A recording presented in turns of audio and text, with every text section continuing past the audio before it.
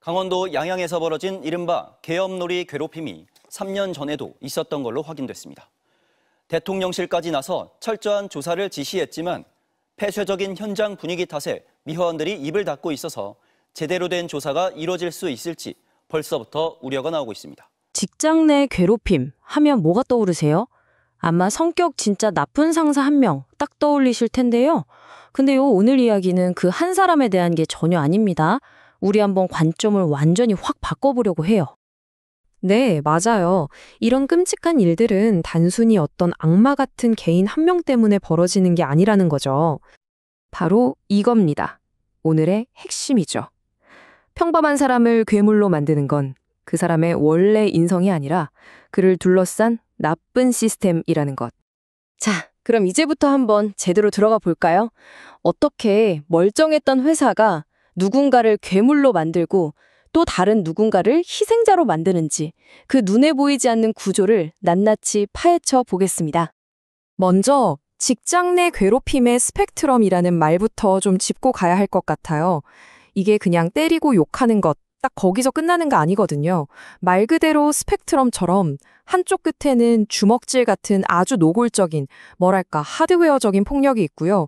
그 반대쪽 끝에는 아주 교묘하게 사람을 따돌리거나 업무에서 배제하는 이런 소프트웨어적인 폭력이 있는 거죠. 겉보기엔 완전 달라 보여도요, 한 사람의 영혼을 파괴한다는 그 본질은 소름 돋게 똑같습니다. 자, 그럼 이 스펙트럼이라는 게 현실에서는 대체 어떤 모습으로 나타날까요?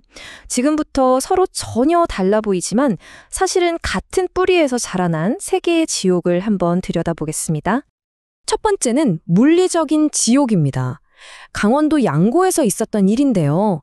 한 환경미화원이 후배를 이불에 둘둘 말아서는 정말 무자비하게 짓밟았어요. 근데 그 이유가 뭔지 아세요? 정말 기가 막힙니다.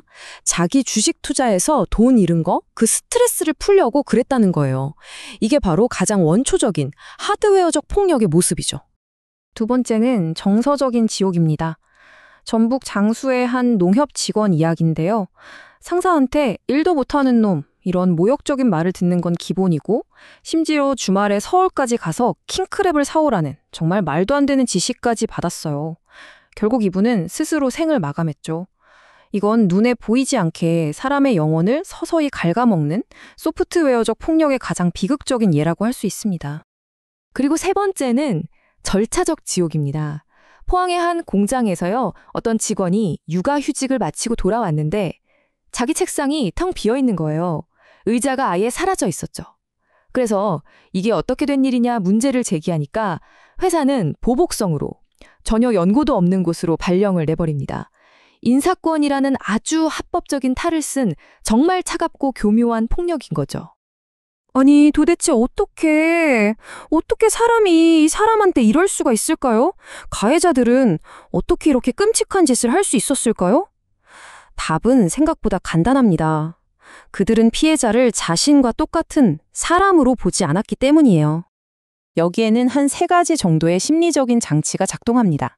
첫 번째가 디휴머나이제이션, 우리말로는 비인격화라고 하는데요. 말 그대로 상대방을 인격이 있는 존재가 아니라 그냥 내 목적을 이루기 위한 물건, 도구로 보는 거예요. 두 번째는 디스플레이스먼트. 이걸 전위라고 하죠. 주식으로 화난 걸 엉뚱한 후배한테 푸는 것처럼요. 그리고 마지막으로 악의 평범성이라는 개념이 있어요. 이게 정말 무서운 건데요. 나는 원래 나쁜 사람이 아니야 라고 생각하는 지극히 평범한 사람도 어떤 시스템 안에 들어가면 아무런 죄책감 없이 끔찍한 악행을 저지를 수 있다는 뜻이에요. 그냥 시키는 대로 했을 뿐인데요. 다들 그렇게 하잖아요. 이런 변명 뒤에 슬쩍 숨어버리는 거죠. 결국 이 세 사건의 피해자들은 어떻게 취급받았던 걸까요? 환경미화원은 스트레스 푸는 인간 샌드백이었고 농협 직원은 심부름시키는 킹크랩 배달 드론이었어요. 그리고 공장 직원은 그냥 치워버리면 그만인 사무 비품 취급을 받은 거죠. 처음부터 그들에겐 사람이 아니었던 겁니다. 이런 현상을요, 철학자 마르틴 부버는 나와 그것, 즉 영어로는 I, it 관계라고 설명했어요. 이게 뭐냐면 내가 상대방을 나랑 동등한 인격체인 너, 나우로 대하지 않고 내 목적을 위한 도구인 그것, 이수로 대하는 순간 모든 비극이 시작된다는 거죠. 너와 그것의 차이는 아주 명확합니다. 너는 존중하고 관계를 맺어야 할 인격체잖아요. 근데 그것은 그냥 쓰고 처리하면 되는 도구에 불과한 거예요. 킹크랩을 사오라고 시킨 그 상사에게 피해자는 함께 일하는 동료, 즉 너가 아니었던 거죠. 그냥 킹크랩 배갈 버튼이라는 그것이었던 겁니다. 핵심은 바로 이겁니다. 내 동료는, 그리고 나 자신은요, 돈 넣으면 원하는 걸 툭 내어주는 그런 자판기가 아니라는 사실. 절대로요. 자, 이제 문제를 개인에서 조직으로 한번 넓혀볼게요. 사실 가해자 한 사람만큼이나, 아니 어쩌면 그보다 더 무서운 건요. 이런 일을 그냥 보고만 있거나 심지어 동조하는 회사, 그 시스템 자체일 수 있습니다. 우리는 이걸 2차 가해의 제도화라고 부를 수 있어요. 어떤 개인이 1차 가해를 저질렀는데 회사가 나서서 그걸 덮어주거나 오히려 피해자를 이상한 사람으로 몰아가면서 공격하는 거예요. 그러면 시스템 자체가 또 하나의 훨씬 더 거대한 가해자가 되어버리는 거죠. 회사가 공범이 되는 방식은 조직의 성격에 따라 조금씩 달라요. 환경미화원 대기실처럼 좀 폐쇄적인 조직에서는 침묵의 카르텔이 만들어져요.